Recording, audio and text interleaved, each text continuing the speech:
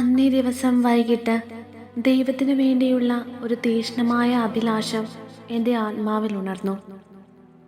മറ്റു പല അവസരങ്ങളിലെന്ന പോലെ ഈ സമയത്ത് എനിക്ക് നഗ്നനേത്രങ്ങളാൽ അവിടുത്തെ കാണാൻ കഴിഞ്ഞില്ല.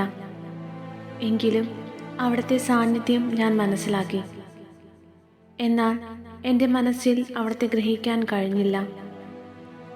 അത് പറയാൻ പറ്റാത്ത വിധത്തിലുള്ള പീഡയും അഭിവാജ്യവും എന്നിലുളവാക്കി. അവിടുത്തെ സ്വന്തമാക്കാനും അവിടത്തോട് എന്നേക്കുമായി ഇഴുകിച്ചേരാനുമുള്ള അഭിലാഷത്താൽ ഞാൻ മരണതുല്യായിത്തീർന്നു. എൻ്റെ ആത്മാവ് അതിൻ്റെ സർവശക്തിയോടും കൂടി അവിടുത്തെ അനുധാവനം ചെയ്യുന്നു.